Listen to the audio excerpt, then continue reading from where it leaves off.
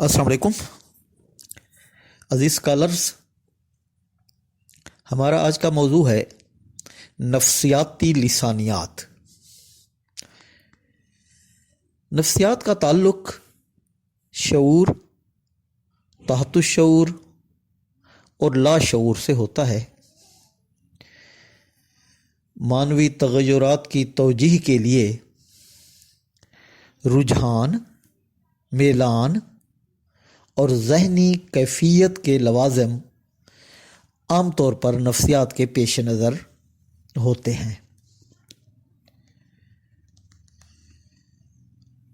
جہاں تک نفسیاتی لسانیات کا تعلق ہے تو یہ نفسیات اور لسانیات کا ایک درمیانی علم ہے جس میں نفسیاتی پہلوؤں پر غور کیا جاتا ہے. زبان کی حیت نسبتاً غیر ارادی اور غیر شعوری طور پر وجود میں آتی ہے، اس لیے نفسیاتی پہلو بھی زیر غور رہتے ہیں.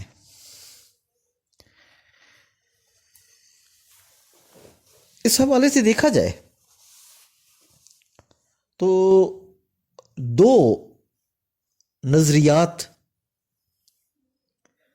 انسان قدیم سے اپنے سامنے دیکھ رہا ہے. یہ دو نقطہ نظر جو ہیں ان میں ایک کو ذہن پرست رویہ، ذہن پرستانہ رویہ یا دماغی نظریہ بھی کہا جا سکتا ہے.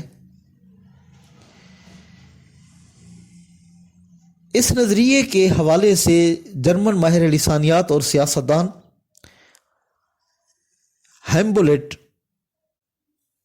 جو کہ آثار قدیمہ سے شغف رکھتا تھا، 18ویں اور 19ویں صدی اس کا حوالہ ہے کیونکہ 1767 عیسوی اس کی پیدائش اور 1835 عیسوی ہیمبولٹ کی وفات کا سال ہے. تو یہ ایک ذہن پرست ماہر ہے.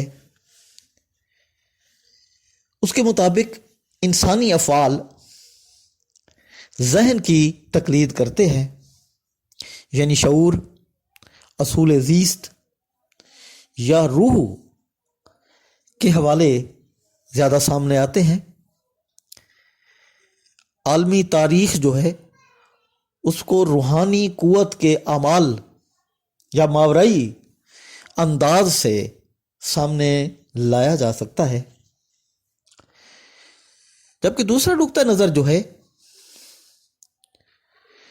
اس کو قوت ادراک کا نقطہ نظر کہہ سکتے ہیں، مادی یا میکانگی نظریہ کہہ سکتے ہیں، یا زیادہ تر اسے اعصابی نظریہ بھی کہا جاتا ہے.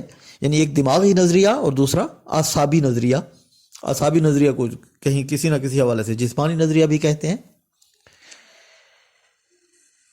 یہ نظریہ امریکی ماہر لسانیات بلوم فیلڈ نے پیش کیا، بلکہ اس نقطہ نظر کا حامی سب سے زیادہ وہی تھا. یہ ہیمبولٹ کے بعد کی بات ہے.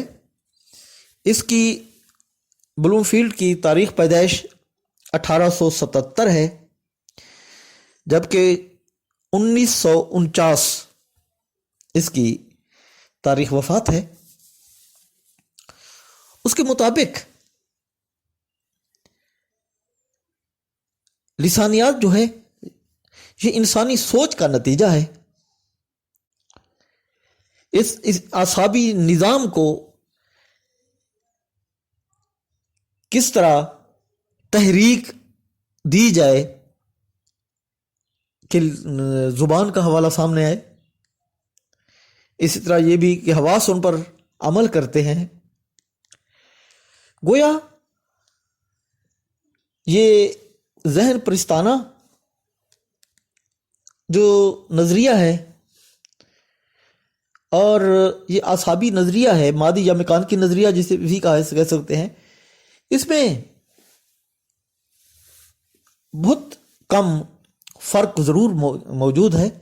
لیکن کہیں نہ کہیں ان کی حدیں ملتی بھی ہیں، کیونکہ دماغ اور اعصاب دونوں کا ایک گہرا تعلق ہے، یعنی ذہن اور اعصاب دونوں کا ایک گہرا تعلق نظر آتا ہے۔ نفسیاتی لسانیات کے حوالے سے ایک جدید نقطہ نظر بھی پایا جاتا ہے، جسے ایک باقاعدہ لسانی مطالعہ کا نام دیا جا سکتا ہے۔ اسے نو کرداریت کا نظریہ بھی کہا جاتا ہے۔ جہاں تک لسانی مطالعے کا تعلق ہے، تو اگر ہم تاریخ پر نظر دوڑائیں تو لسانی مطالعے کے ابتدائی ادوار میں زبان کو مذہبی اور فلسفیانہ نوعیت کے طور پر پہچانا جاتا ہے۔ مذہبی نوعیت، ہم اگر قدیم ہند کو دیکھیں یا مشرق وسطیٰ یا یورپ کو بھی 18ویں صدی عیسوی تک، تو یہاں ہمیں الہامی نظریہ نظر آتا ہے زبان کے حوالے سے، جیسے حضرت آدم سے لے کر، جیسے یہ کہا جاتا ہے کہ حضرت آدم کو ایک زبان سکھائی گئی تھی، الہام ہوا تھا، اور اسی طرح یہ زبان جو ہے یہ ایک الہامی حوالہ ہے، جبکہ اس کا دوسرا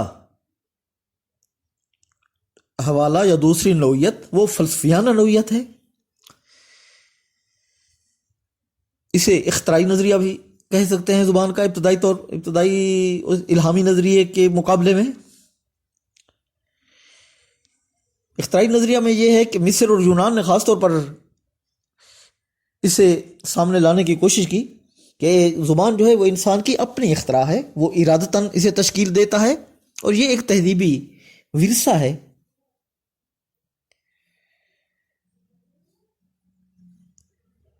اور اسی طریقے سے لسانی مطالعے کے حوالے سے ایک تیسرا نظریہ بھی ہمارے سامنے رہتا ہے کہ جو حادثاتی یا اتفاقی ہے، کیونکہ یہ اسے زبان کا ناقص تصور پیش کیا جاتا ہے۔ یہ خوشی یا غم، خوشی ہے، غم ہے، یا غصہ بھی کہا جا سکتا ہے، غصے کا اظہار جو ہے وہ حادثاتی طور پر یا اتفاقی طور پر کیا جاتا ہے۔ تو گویا یہ لسانی مطالعے کے ابتدائی ادوار میں اگر ہم دیکھتے ہیں تو ہمیں مذہبی نظریہ بھی ملتا ہے، یعنی مذہبی نظریے کو الہامی نظریہ کہا جا سکتا ہے، اور فلسفیانہ نظریہ جسے اختراعی نظریہ کہا جا سکتا ہے، اور اس کے بعد حادثاتی یا اتفاقی نظریہ کہا جا سکتا ہے۔ تو یہ تو ایک زبان کے حوالے سے ابتدائی بات ہے، لیکن اسی بات کو اگر ہم نو کرداریت کے زمرے میں دیکھتے ہیں، یعنی جدید نقطہ نظر سے دیکھتے ہیں، تو فکر، تصور، خواب اور ادراک کو اس کی اپنی حالت کی بجائے عمل قرار دیا جا سکتا ہے، یعنی اسے عملی طور پر دیکھا جا سکتا ہے، کیونکہ نفسیاتی لسانیات زیادہ تر دماغ اور اعصاب کے حوالے سے تحقیق کرتی ہے۔ تو اس لیے یعنی سیدھے سادے خیالات اور ادراکات جو ہیں وہ ذہنی نشو و نما کے ذریعے پیچیدہ فکر کی صورت اختیار کر لیتے ہیں۔ اس کی کچھ مثالیں دی جا سکتی ہیں کہ چوٹ لگ جانا، اگر انسان کو چوٹ لگ گئی ہے تو بعض اوقات ایسا ہوتا ہے کہ وہ آوازوں کو سن رہا ہوتا ہے، یعنی آوازوں کو سن سکتا ہے لیکن لفظوں کو نہیں پہچان سکتا، آوازیں ادا کر سکتا ہے لیکن صحیح لفظ نہیں بول سکتا، لکھے ہوئے لفظ کی شناخت نہیں کر سکتا۔ تو نفسیاتی لسانیات جو ہے وہ ان آوازوں کی بھی تحقیق کرتی ہے۔ اسی طریقے سے گویائی ہے، لکنت اور گونگے پن۔ کو دور کیسے کیا جا سکتا ہے؟ اس میں انسان کے غیر لسانی شعور کو ریکارڈ کیا جاتا ہے، اور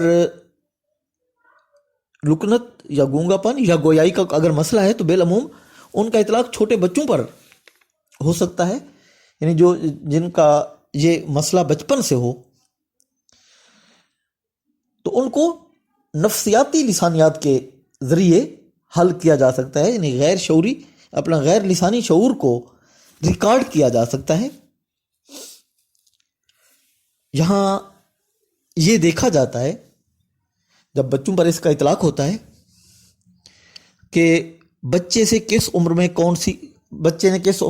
کون سی آواز سے سیکھی، یا اسے کس عمر میں کون سی آواز سیکھنی چاہیے تھی۔ اگر وہ اس زبان کو اس انداز سے استعمال نہیں کر رہا، یا وہ آوازیں وہ استعمال نہیں کر رہا، تو پھر اس کے سامنے زبان سے بات کر کے ایک انداز اس قسم کا اختیار کر کے بچے کو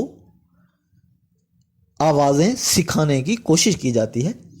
تو گویا یہ نفسیاتی ایک انداز ہے، نفسیاتی حوالے سے اس کے سامنے بات کی جاتی ہے، اور یہ رفتہ رفتہ پھر زبان سیکھ لیتا ہے۔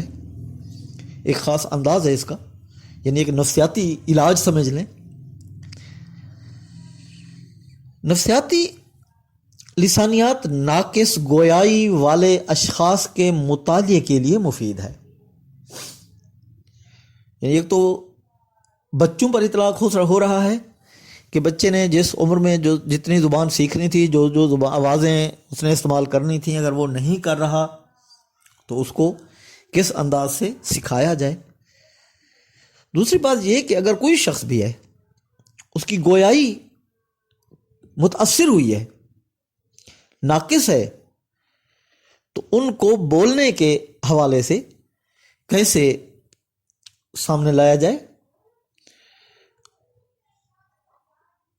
اور بعض اوقات ایسا بھی ہوتا ہے کہ کوئی معمولی گویائی والی ہے، تو معمولی گویائی کے لیے بھی نفسیاتی لسانیات جو ہے یہ فائدہ مند ہو سکتی ہے۔ ہم عام طور پر دیکھتے ہیں کہ اسکول میں، کالجز میں، اداروں میں بچے جو ہیں وہ بہت کم گو ہوتے ہیں، کچھ بچے،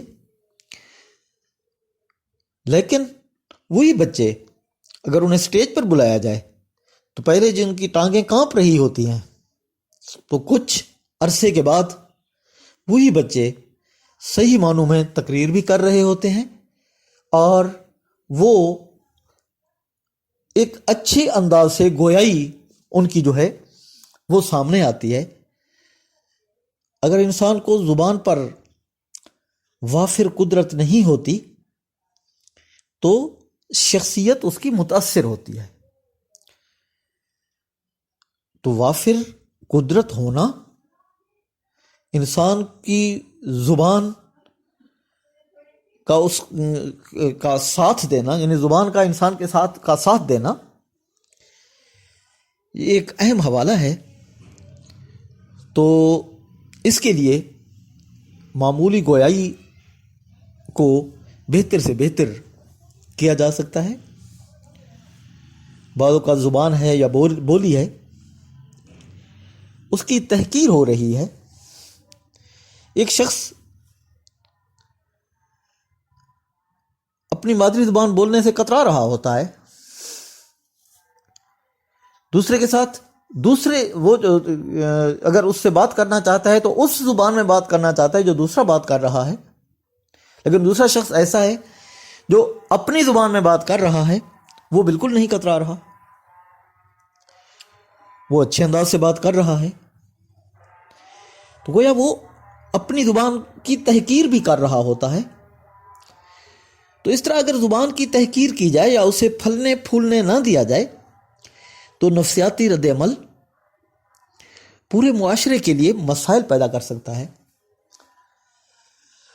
تو اس رد عمل کی وجہ سے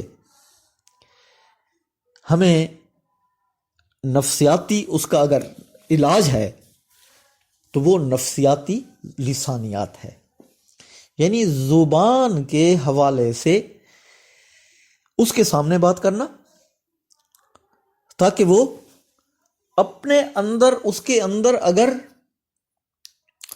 احساس کمتری پایا جا رہا ہے تو وہ احساس کمتری کو ختم کرنے کی کوشش کی جائے۔ تو گویا نفسیاتی لسانیات چونکہ ایک ایسا علم ہے جو نفسیات اور لسانیات کا درمیانی علم ہے، تو اس لیے ہم یہ کہہ سکتے ہیں کہ نفسیاتی طریقے سے اگر کسی کو اس کے جو اس کے اندر مسائل پائے جا رہے ہیں،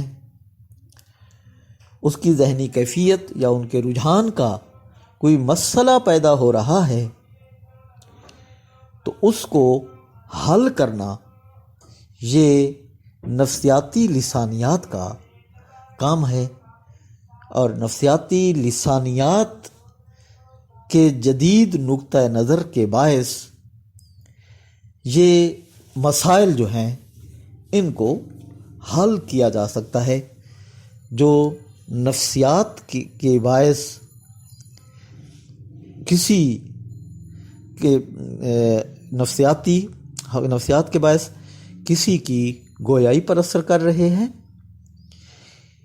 یا اس کی زبان کی تحقیر اس کے سامنے آ رہی ہے، یا وہ بچہ جو ہے اس کی آواز اس انداز سے سامنے نہیں آ رہی جس انداز سے سامنے آنی چاہیے، تو ایسی صورت میں بچوں پر بھی اطلاق ہوتا ہے، ناقص گویائی کے حوالے سے بھی، معمولی گویائی کے حوالے سے بھی، اور زبان یا بولی کی تحقیر کو ختم کرنے اور اسے پھلنے پھولنے کا موقع دینے کے لیے نفسیاتی لسانیات بہت ضروری ہے۔